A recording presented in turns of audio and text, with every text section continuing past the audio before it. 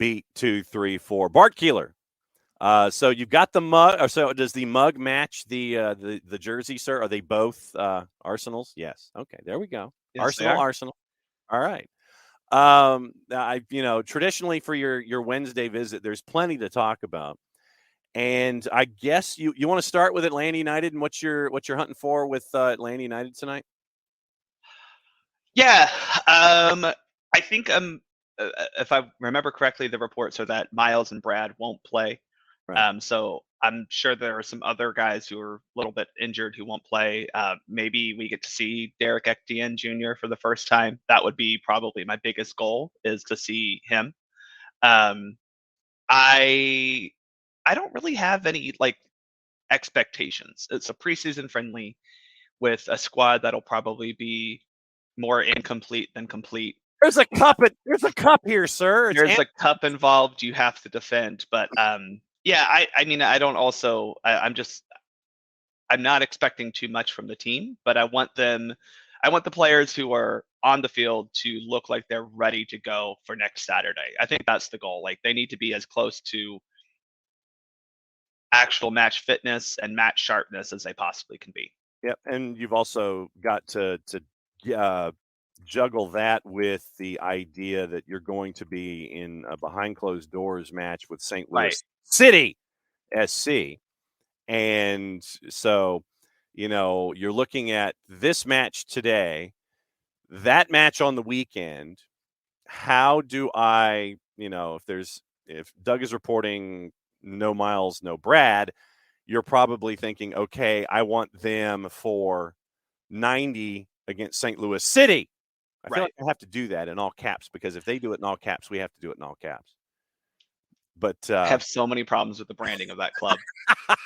I don't have time. It's so bad, John. City itself being capitalized is like the pinnacle of this just self-importance that all MLS clubs seem to have.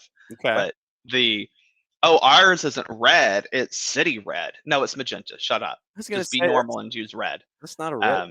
That's a magenta, man. So dumb. It's pink. It's pink. It's magenta. Well, it's magenta. Tormenta magenta. So then City has to be pink. Yeah. Well, City is definitely more of a magenta than, it's more on that red side, right? Okay. Magenta is that between red and pink color. It's definitely more on the red side, but it is a shade of magenta, in my opinion. Okay. It's not pink like Miami or like Ford Madison, but it's not red. It's certainly not red. No. No. So I'm thinking that if you see folks tonight for, and I'll put this in quotation marks, limited minutes, it's because they're looking forward to St. Louis City and the match weekend to get them 90 minutes match fit by the time they're back here for San Jose on the 25th. So that was one of the things that I wanted to put in the timeline with you this morning. The other first thing that I wanted to talk about with you in the timeline is the Canada soccer situation. And I figured that I was going to be dialing up that response and trying to figure out, yes, I know that Jarrett has already earned today's show the explicit button, but I know that your response to the Canada soccer situation is going to reinforce the explicit button this morning. It is. First off, let's take it from the top of Canada soccer from just an organizational standpoint, right? They've had issues with their men's team, with payment structure, with representation, with financial support. Like, I think that's the biggest thing that I want to say about this is the women, though they somehow haven't been paid in a year, John, which is inconceivable to me. Yeah, absolutely. They're not even mad about that so much as they're mad about the whole financial support they're getting.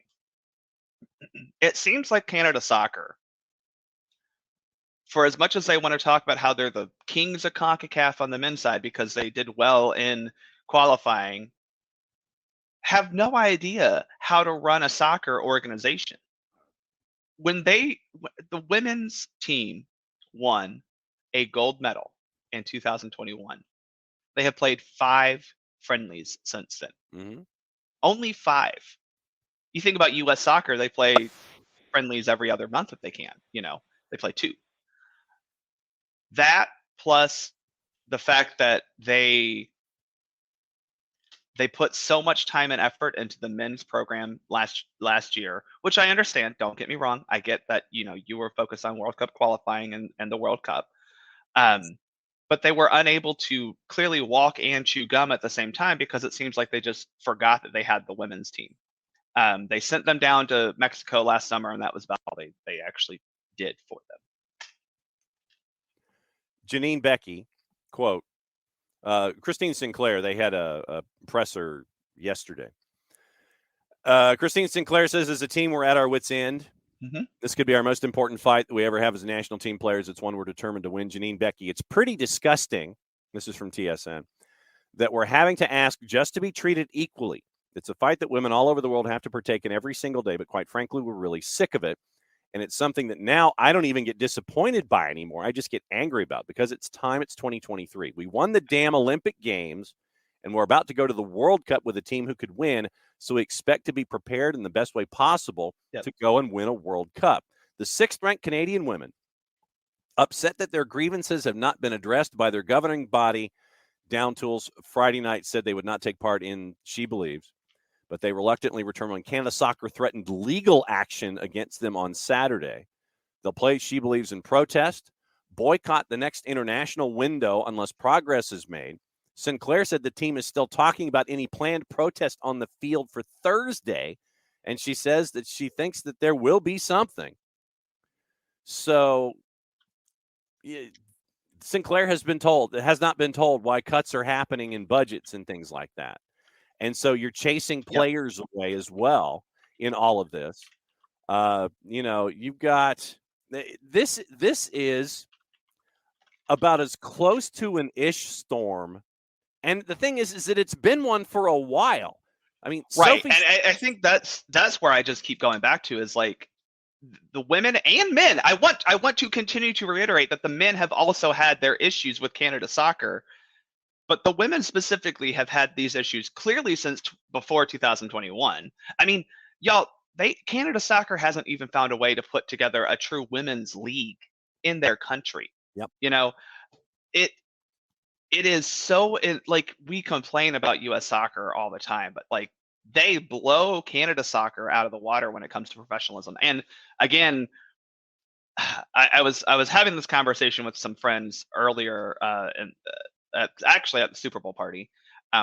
We're all women's soccer fans, and to us it's just it's so insane that Canada Soccer, in a country that is supposed to be also one of the more well-run and organized countries in this region, somehow continues to be so amateur. Just it's sad. I think again the issue comes down to the fact that for me, despite what the Canada men's team did during qualifying, which was fine, whatever, good, you did well in qualifying, you proceeded to fall flat on your face in the World Cup. The Canadian women's team has been their shining star since they started. They hosted the World Cup on their own in 2015, finished third in 2019, won the gold medal in 2020 Olympics. It's not like they haven't been able to rise to any sort of level of notoriety. Like they've been a premier team, and their players have been playing for some of the. I mean, their players. You have Christine Sinclair, the top goal scorer all time in women's international football. You have Kadisha Buchanan, who plays for Lyon and has won Champions League titles there. You have Ashley Lawrence right now, who's finalist for the FIFA Pro Best 11. You have Becky and Hudema, who have been working really hard in European leagues. You have Schmidt. I mean, all these players who have been big names wherever they've gone, both domestically here with NWSL and then also in Europe. It's the fact that they haven't been able to support them in any way. And again, I just go back to the fact I cannot fathom, John, how they haven't been paid, how a single player hasn't been paid a single dollar for their work in a whole year. How? What are you doing? Can't you just this is the other thing. Okay, sorry. The rants are coming in. I'm sorry. Hey, that's what Wall Pass Wednesday's about, brother. John, I mean, you and I saw the ticket prices for U.S. soccer for World Cup qualifying. Obviously, Canada soccer didn't charge that much, but you're talking about selling out Edmonton, which is a 40,000 seat stadium, if I'm correct. Talking about selling out the Donut Box, which is 25-ish, almost 30,000. You've got a 28,000 seater in Toronto. You've got a 50,000 seater in Vancouver. Places they, these places where they're able to put matches and make a lot of money if they just charge $20 to $40 a ticket, which is what I think they were charging. So you had a lot of money that you just came into because of World Cup qualifying. You had 7 home matches. Where did it go? Where did the money go? Where'd that money, right, John? Where'd that money go? On top of the money you just got from the World Cup. Because again, as we know, not all that earnings goes to the men's team or the individual players. That goes to Canada Soccer itself. And just because Canada Soccer made the World Cup, even though they managed to win 0 games, I'll reiterate, Canada won 0 games at the World Cup. They did score a goal though, so hey, congratulations, you did something. Despite that, they don't have money to pay their players. And again, I'm going to reiterate, the men have also had issues with Canada Soccer. So we're talking about both of their primary teams are somehow unable to get satisfactory compensation or financial support from their federation. Now, I understand, you look at the line items and the amount of money spent on the men's team in 2021 and 22 was high. And I get that because of, obviously, you were talking about now playing in a World Cup qualifying tournament, right? Like you're going to spend more money because you have to travel more. Right. But they're not even close to being like equitable. And so I just got to know, Canada Soccer, where is that money going? Because you just came into a lot of money. Mm-hmm. Also, you have the president of CONCACAF, who's Canadian. Yes, you do. Yeah. If you're short some money, surely that man could figure out a way to put some Gold Cup games or the CONCACAF Nations League final up in your country. Don't pretend like you couldn't make some money off of that just by having those connections. Hey, what you've done so far, if you're Canada Soccer, you've chased away Sophie Schmidt. Yep. She's retiring from international football after the World Cup. And I mean, to be fair, I think Schmidt and Sinclair may have made that decision regardless, but this seems to have been spurred on by all of this. Yeah. And the thought is that you could be damaging things long term. Schmidt said the women's youth program has only one camp scheduled for this year, quote, and that is for all age groups. Quinn says the lack of youth investment will cost Canada on the field in the near future with all this stuff going on. Yep. And that's something that, as much as I don't particularly like her and her commentary style, but Kaylin Kyle mentioned a lot of times on the Paramount Plus coverage of the CONCACAF W Championship last summer is Canada Soccer had an opportunity to really take that gold medal win, invest in the women's program, and become what could have been. Look, we talk about the U.S. has a foothold on in women's soccer. Canada does too. Like they are right up there with some of the best teams to have ever to consistently play at the women's international level. Right?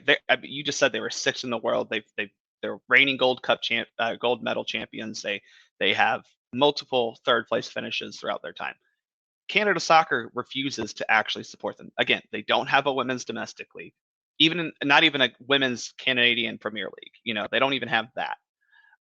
They don't have a whole lot of women's youth camps, even though, how else are these girls supposed to develop? Yeah. They're barely clearly putting on, friendlies for their women's team. Again, you had the gold medalists. You couldn't put together a 3-window friendly series at home. Surely you could have got some teams to go play in Canada. I mean, you put them in Toronto, you put them in Montreal, you put them in Edmonton. You're talking about, a total of, at that point, almost 80,000 people that hopefully come watch your women's team play. You charge them 20 to 30, $40 a ticket. That's a lot of money that can go directly to this women's program. So I mean, I am at a loss of how I'm not going to talk about the labor negotiations themselves because I'm not privy to all these conversations, right? But I'm just at a loss of how Canada Soccer doesn't have the ability to financially support this team. Yeah, I mean, you got Canada Soccer Business, and they get their cut, and that deal is being raked over the coals because the national team cut this deal. CSB gets their portion, and then it could be more, and it's like it's capped, and then it's the idea of revenue is something that requires a deep dive in all of this. But how you can and looking at it strictly on its face, how can you not pay your players for an entire year? How can you not do that? I mean, that's my question, John. I give the national players so much credit for sticking it out in these situations and still giving the results that they are. I mean, it's like, damn the torpedoes. This really sucks, but we're going to do this for our country, and we're going to show you. And they still come out the other side with all of the results and the accolades and trophies and everything. Yeah. And seriously, they're all MVPs to me. It's unfathomable to me. It's like it's like almost like Wimpy is running your revenue streams. It's like, yeah, for playing, it's like I'll pay you Tuesday if you play today, and they keep kicking the can down the road and keep kicking the can down the road. Man, I would charge interest for not getting paid in 22. I mean, no way. I'm with you, John. Like, I mean,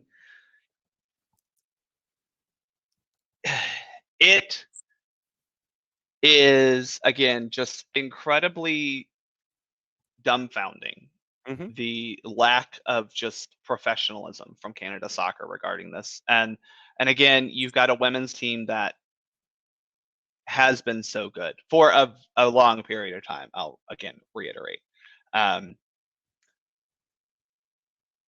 They played 5 matches in Canada. The women's team did in 2022. Only 5 matches in Canada. Obviously, they had the CONCACAF Women's Championship. They played in the Arnold Clark Cup. They played a couple of friendlies down in Australia. But then Canada Soccer decided to do friendlies in Spain last year instead of at home. So are you even trying to make money to support these women? Is what I go back to. Yeah, and CSB is trying to start a PR campaign. And yesterday, their CEO, who doubles as the CEO of Canadian Soccer Business and commissioner of the Canadian Premier League, says probably we haven't done a good job of telling people what CSB is all about, the ways that we're contributing to the growth of soccer in Canada and the investments that we've made. It's time for us to do a better job of telling our story in a very transparent way. From Canadian Press, CSB essentially markets Canada's soccer product via the broadcast and sponsorship agreements, pays the governing body a set amount each year, with the rest helping fund the Canadian Premier League. I think it's $3 million a year that goes. That's your flat fee that goes to the national team, and then the rest helps fund the CPL. Under fire in the last couple of weeks, Canada Soccer's principal revenue streams have been in large part diverted to CSB to the benefit of the owners of the Canadian Premier League for the for-profit minor league professional soccer teams, it said in reference to the Canadian Premier League, which is now in the 5th season. How Canada Soccer is allocating or using funds is unclear and cloaked in secrecy, according to the men's national team. CSB issued a rare public statement, said its investors, the owners of the 8 CPL teams, have invested close to $100 million in the development of the game. No investor has ever taken a distribution, offered several times over the past year, and as recently as last month to provide incremental resources to Canada Soccer. They want to be an ally for the success of the national teams. The offer included encouraging Canada Soccer to hold a send-off series for the women's team on home soil ahead of the World Cup and helping develop revenue sources to provide additional training resources. So it sounds like to me that CSB, with this public persona that they now have starting yesterday, looks like they're almost trying to throw Canada Soccer under the bus. Yeah.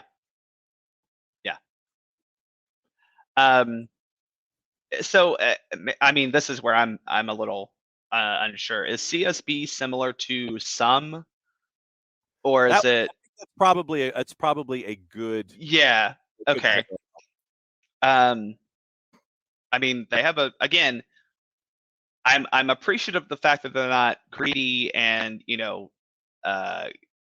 price gouging for their fans. Thank you, Canada Soccer, for not being U.S. Soccer in that regard. But clearly, there's a demand to watch this team. Clearly, there's a demand from both teams to have more financial support. Not just even at the senior national team level, but at youth team levels. Again, they are clearly helping with the Canadian Premier League. They need a women's domestic league. And it took Christine Sinclair basically shoehorning a press conference to sit there and say, we're going to do it. Yeah. It's sad because, again, you have the leading scorer in all of women's and men's, for that matter, international football in your federation, and you can't seem to give her support. Yeah. Bern, you're spot on. CSB is trying to be like some, but they're late to the game. Don't think they have the TV rights package. Some had it. No, they don't. Because the TV rights package, I think it's in combination with One Soccer, and you'll get some other TSN Sportsnet kinds of things, but it's very, very low when it comes to that kind of revenue. CSB reduced more than $1 million in direct bottom line television production expense in addition to the guarantee. Yeah, $3 to $4 million a year. Canada Soccer gets it from CSB. The representation agreement with Canada Soccer was for a 10-year term. Noonan says it could last a further 5 years via a possible extension. So, yeah, CSB said that the presentation last July to the women's team, offering direct dialogue there to see how we can ally and use resources to be able to make sure that they have what they need to be successful on the field. The men's national team is pissed off at Canada Soccer, and they're also pissed off at CSB because it's like, where's the money? Literally, where's this money that you guys keep talking about? Yeah, I don't know. And again, John, I go back to the fact that you have the president of CONCACAF who hails from your country. Victor that if you were really that short on money, he could be like, hey, actually, you know what? We're going to put some Gold Cup matches in Canada this summer. Raise revenue. Could have done that in 2021. Could have said, hey, the Nations League final, putting it in Canada. Mm-hmm. So, I mean, would I have loved that? No. Canada should try to make a Gold Cup final or a Nations League final first. But it could have been done, and you can always throw it under the guise of, oh, well, they need it to prepare for the World Cup in 2026. I mean, there's that. So I don't know. Yeah. Since we're talking about women's soccer, SheBelieves, what are you looking at for SheBelieves Cup? Well, look, I think Vlatko has proven that he might be in a little over his head when it comes to managing the women's national team. But I think there were some good improvements in that New Zealand series of friendlies. We saw a slight formation tweak that allowed, I think it gave support to our defensive midfielders. It allowed our center backs to actually find passes into the midfield by just dropping a midfielder next to that defensive midfielder.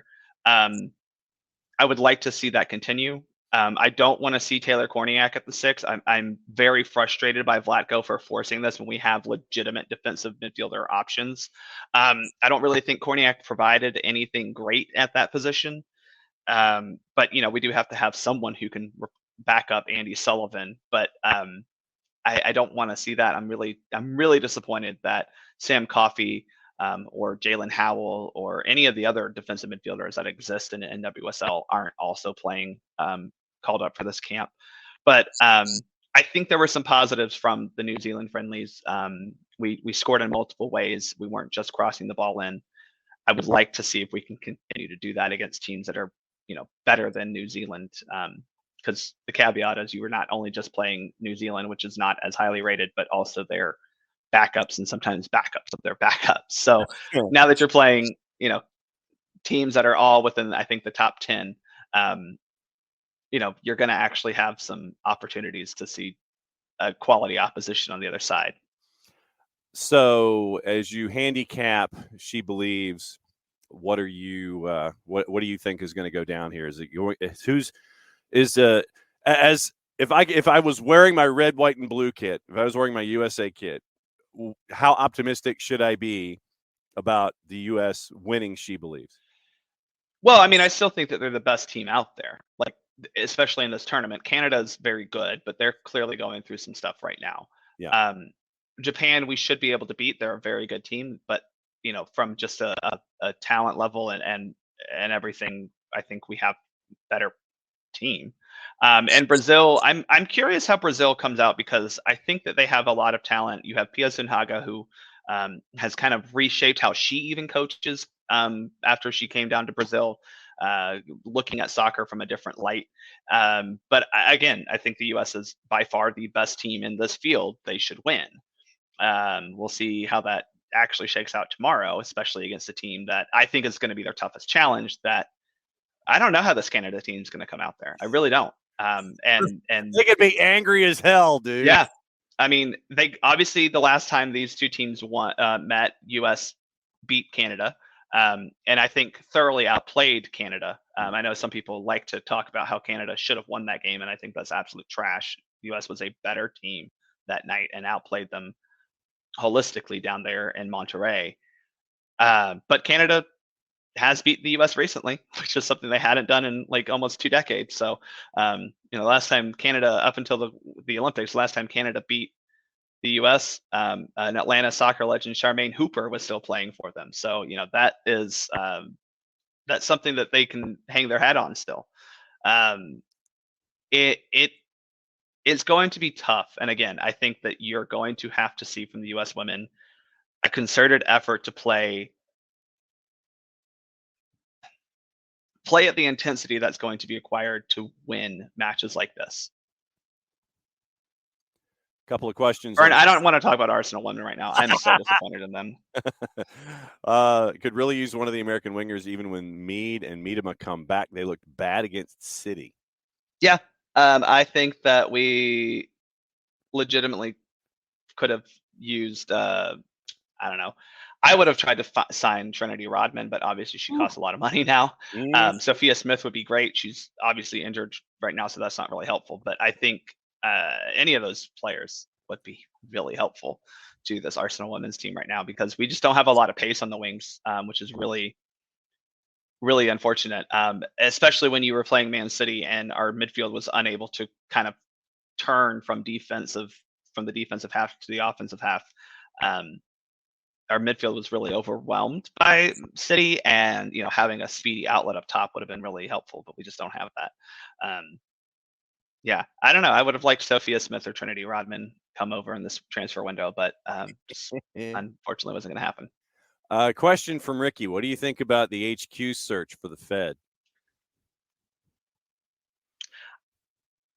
I don't understand how it could take so long to find. They said their goal for a sporting director was by the Women's World Cup, which starts, July 21st for the women. So you're looking at July to have a sporting director in. I think that is that's too long of a time. Mm-hmm. It's way too long. In my opinion, you should be able to have a sporting director in by May. You have a consulting group, but if you're Cindy Parlow-Cohen and JT Batson, you should have an idea, despite what Sportsology is going to tell you, how you want this position to be. Ultimately, you're the one who have to make the decision. So you're the ones who need to have the idea of what this sporting director position needs to do. I think that you should have an idea. You've had Ernie Stewart here. His last day is literally today.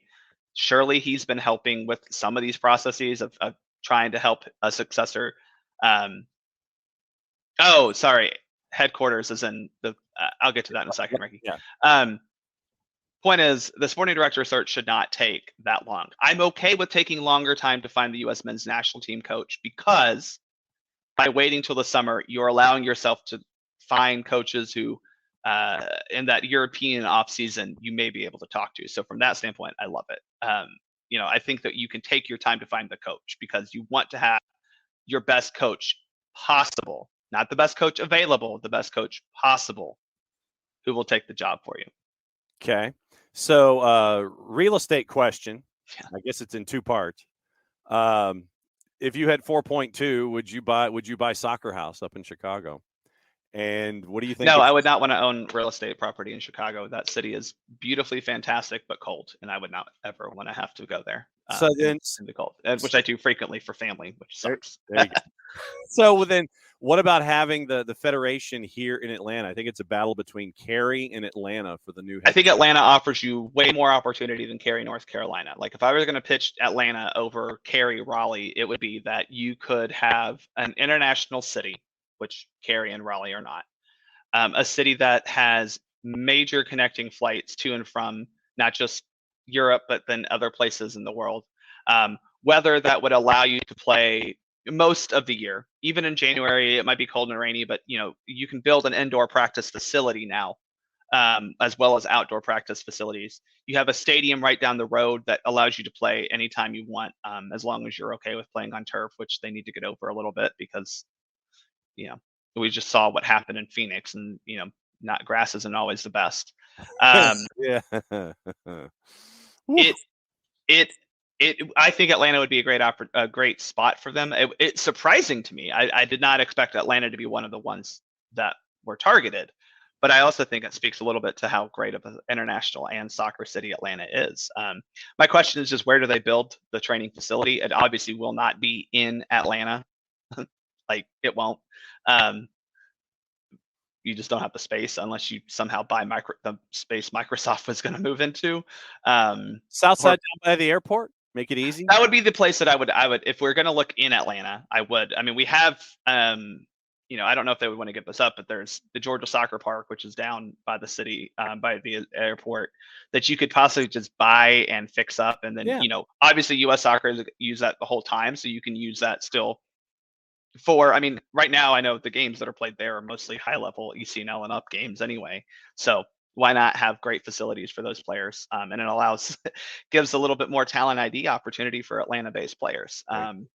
So I think that would be a great opportunity, a great spot for that. And I think maybe if you're going to look in Atlanta, it has to be down by the airport. I just don't know where else you put it. It might have to be out near where they wanted to play. East Atlanta FC, I think, wanted to build something out by Stonecrest. Yeah. Which wouldn't be the worst spot to put a fit. Like, the land is there, and it's not super far from the airport. So you're not like, it's still Atlanta. You're not worried about getting fans there to watch, necessarily. So you're not. I don't think this involves a stadium build either. So it's not like you can't get guys in a van and shuttle them out there. So. Yeah, for me, if it happens, the Georgia soccer idea was one that popped into my head. Yeah. You take that facility. I mean, it exists. You have all of the fields that are there. You put a roof on one of them, so that way you can have something there regardless of conditions. Indoor practice facility. You do whatever, how many of those you need, plus the fields that are there. I mean, it made a lot of sense to me to do something like that, but. Southern part of OTP down by the airport, because of getting in, getting out really easy. You wouldn't have to be transferring in Charlotte or anything like that to try to get into or anything like, it's like, this is not a knock on Cary. I want to preface this. This is not a knock on Cary, North Carolina. Oh, I'll knock on Cary. I mean, you're not as big of a city of Atlanta. Yeah. Sorry. But yes, I know the soccer history attached to Cary, North Carolina, but I think that Atlanta, for a lot of different reasons, you can sit there and tick off and go convenience, space, availability, all those kinds of things, all those intangibles and all those tangibles that you're staring at are really easy when it comes to figuring out. Well, Silverbacks Park. I don't think you want to train on those welcome mats that are there. No, and that's not a big enough space to grow. You do have 4 fields, but U.S. Soccer would want more, plus all of they want their headquarters there. Mm-hmm. So right now that space isn't big enough for a physical headquarter building and the training facilities that are going to be more than 4 fields, because you're going to want the headquarters building, you're going to want indoor training facilities, which includes your weight room, your athletic training rooms, which are going to have to be massive for the amount of people you're going to put in there, and then just the whole, the amount of field space you're going to want. Yeah. Because you think about what the Atlanta United training ground looks like right now, that would not fit on the footprint of Silverbacks Park. And I'm assuming that U.S. Soccer will want to build something with more fields because they're going to have more teams training there, likely. I mean, we're talking about, like, this past month, you had a men's training camp, you had a U20 training camp, a U19 training camp, a U17, you had all these training camps going on simultaneously at different spaces around the country. So I think that is the plan for U.S. Soccer, is to have a place where, in theory, you would be able to have these January camps and with a centralized location for all these teams to be able to be there. And I understand it's hard to do that in a country of the size where you have not just the amount of space, but also the amount of population spread. So again, I don't think this is going to include a stadium project built, but having the training center, and I don't even think this is something that will be used often by the U.S. men and women's senior national teams when they're training for friendlies. But it would be the perfect place for these January camps, for all the youth national team camps, to just know you're sending them all to the same place and owning the facilities. Because I'm pretty sure when they did their cost analysis, all those camps they just did this past month, John, probably cost a lot of money to rent out all the space. Yeah. Even they're probably getting a sweet deal from Bradenton and what is it now, Dignity Health Sports Park and all these places. It still costs money to rent that. So what would it be just better to have your facility at one spot? Because you're already going to have to rent out office space. So, You're wearing a particular jersey today. I don't want to talk about it. I am nervous beyond all get out, John. That was my question. That was my question. It's like, how nervous are you? I am very nervous because, as any Arsenal fan will tell you, February tends to be a very bad month for the Gunners, and both men's and women's national teams are both men's and women's senior teams are feeling that right now. It is, yeah. Mm-hmm. Yeah. You're at a plus 202 today. You are a home underdog currently. Well, I think anytime you play City, you're an underdog, but I take confidence in the fact that we've just played them in a cup match and looked much better than they did in the first half. We made a substitution to our defensive midfield position, and we got overrun in the second half. I don't expect Sambi Lakonga to somehow be part of the team anymore and come onto the field and that overrun. I expect Partey to be able to go the 90 minutes, so that all is good. You play at home. Look, as an Arsenal fan, just don't lose. If you don't lose, you're good. Get out of February with your head above water. Don't lose today. You get a draw, that's fine. Like, honestly, if you get a draw, that's fine. You still got a game in hand over City. Mm-hmm. You're 3 points ahead of them. You've continued to at least climb the ladder. I'm nervous, John. I know you're nervous. Manchester City's a plus 149 in the composite. Draws a plus. Well, I don't believe that they're gonna get punished. Like, you say, oh, they're about to get punished. I don't believe that. You saw what happened to Chelsea. What punishment did they get? Oh, a transfer ban for 1 year or whatever it was. Oh, darn! Look how that's affected them. Will, it's probably looking like 2 to 4 years is what they're looking at for the final answers when it comes to the Manchester City charges. So the only thing that could happen is that if the team that Bart is representing this morning in both mug and jersey, if they do not win, They wouldn't probably get it either because it would be vacated and they would not give it to a second place team. So Bart's trying to get to the end of the season on top, so you don't have to even worry about all that kind of stuff. But 2 to 4 years is what you're looking at for Manchester City, apparently. Yeah, I mean, I'm not, I don't know, concerned about Man City's punishment. I'm trying to win the league right now. Speaking of that, by the way, let me see if I can. Yes, okay. So your Ricky, manager, I'm for it being in Gwinnett. By the way, I'm for the H in Gwinnett. Ricky, do that. Everybody flies into Briscoe Field. That's exactly how it goes. In the Arsenal Brentford match, Mikel Arteta has accused VAR Lee Mason of not understanding his job after the official allowed the late equalizer against the side to stand, when it should have been ruled out for offside. Ivan Toney's 74th minute goal got the 1-1 draw despite Christian Norgard being offside as he crossed for the striker to score, with PGMOL admitting it was a human error to allow the goal as Mason forgot to draw the offside lines on the midfielder.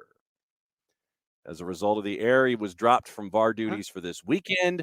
Second time he's received punishment after disallowing a Newcastle goal against Crystal Palace in September. Arteta said the blunder cost Arsenal 2 points in their title race. It absolutely did. Both Arsenal and City face each other today. Quote, "We ended the Brentford game after analyzing it with the evidence and images with a huge anger and disappointment," Arteta said in the pre-match, "because that wasn't a human error. That was a big, 3 bigs, big, not conceiving and understanding your job. That's not acceptable. I'm sorry." And that cost Arsenal 2 points, and that's not going to be restored. Yeah. I mean, look, I think Lee Mason absolutely understood his job. How do you not draw a line? I think he understood what his job was. Look,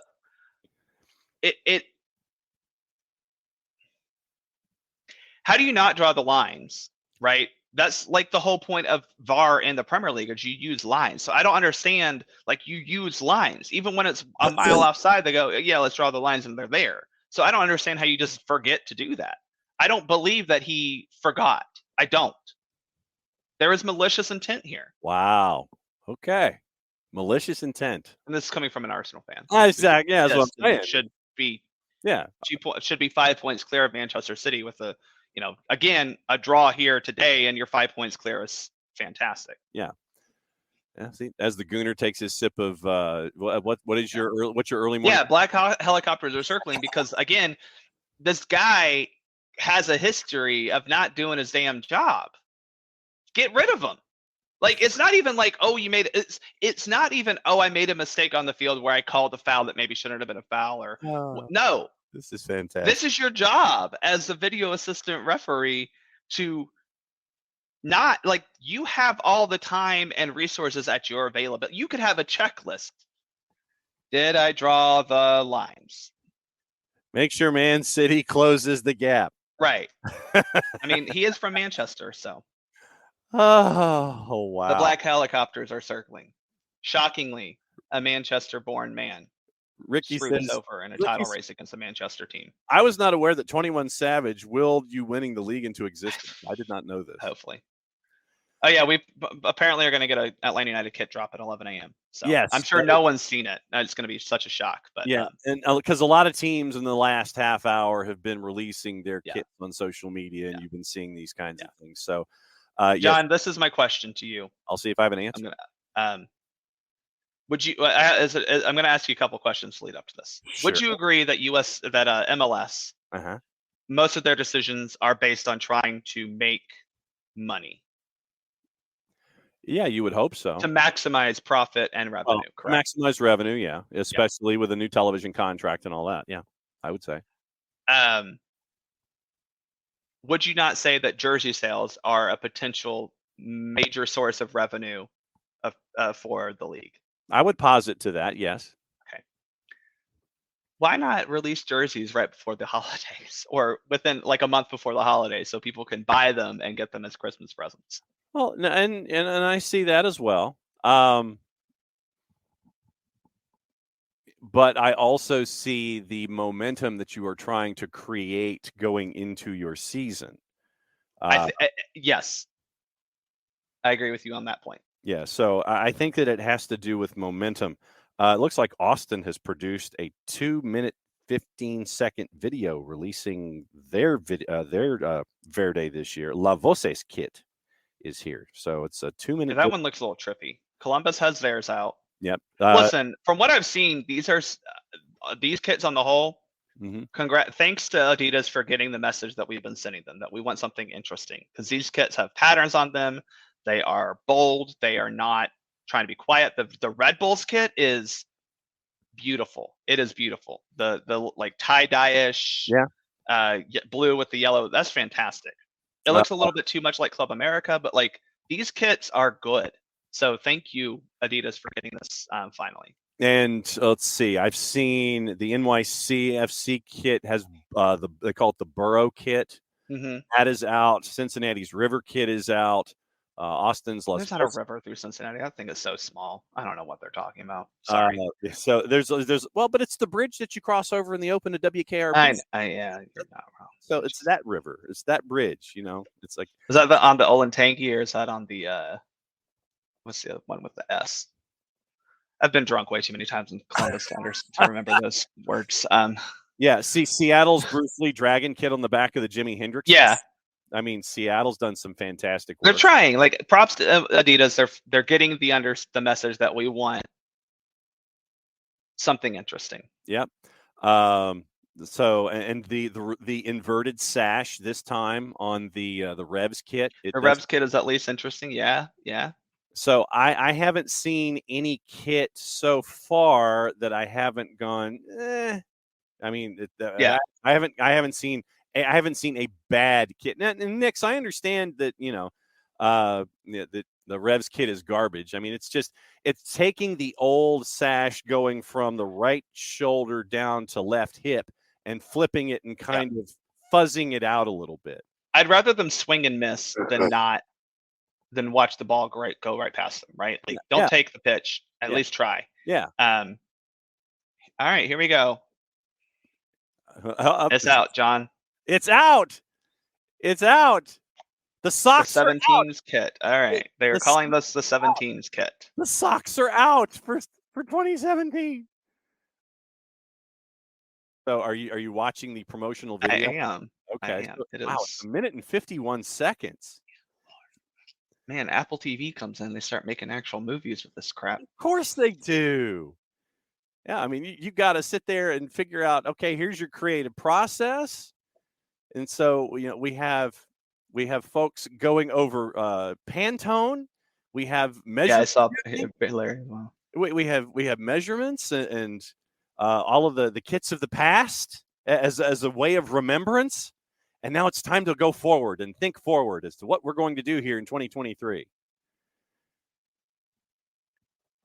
There's a lot of thought going into it. I like the measuring. I'm not quite sure what we're measuring, but I'm here for it. I think it probably it has to be, it's proportionality and spacing. Baby.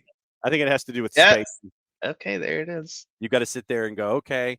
And there's a lot of neon. Oh. There's neon in the video.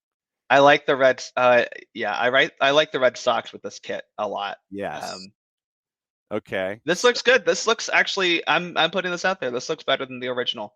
And who's the first man that was there? It was Air Force One. Yeah, of course. I mean, he could have gone without his shirt, but we're okay. We are the A. Okay. So everyone is every player is pointing to the crest. Yeah. Quite proud. We are the A with the United with the UN17ED on the back, on the back of the neck, the top of the trim. Yeah, I like this a lot better than the original, actually. Okay. I think I like the more red focus. I think that's really nice. The stripes wider. And there's a lot more gold on it. And it is 5 elements down the front. Yep. And the stripes take over. Yes. The logo length. Yep. And the Adidas.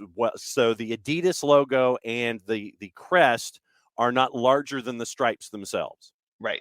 So the black stripes take That is a over. plus. Yeah, the black stripes engulf the length of the Adidas logo and the crest, so that way it doesn't look like it's placed on top of it. So, Yeah, this is good. okay, I'm pleased with this okay, wholeheartedly. I think it's a very good kit. I am of the opinion that you could give me the same kit every other year and I'd still buy it. Yeah. That's I think the flaw that Adidas and to be Nike operates under is that it has to be different every time. It doesn't. Yeah. It just has to be good every time.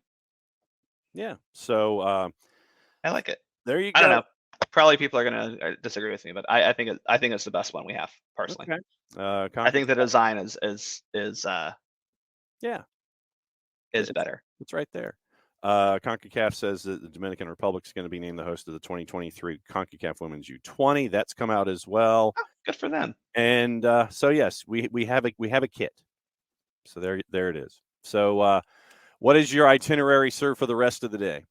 Well, I'm going to try to work as much as possible before 3 p.m. because there's apparently something happening then that I need to pay attention to. Okay. And then after that, I'm going to hopefully be happy. There you go. All right. Well, be safe, stay dry, continue working so you can finish, and we will. I'm sure a lot of folks will be seeing you down at the stadium for AmFam 2 Electric Boogaloo. I actually won't be there tonight. Oh, they did not lure me in with those Leagues Cup tickets, John. Sorry, wasn't willing to pay another $200 just to have the chance to watch the Leagues Cup. No, sorry, I'm not sold on it yet. Okay. I'm also on the my just moral standpoint right now is I'm not giving this team any more of my money until they prove to me that they're going to actually win, which still to be determined. All right. Well, continue working because of like 3 o'clock and stuff. And as always, golden ticket, just yell at us and you come hopping in.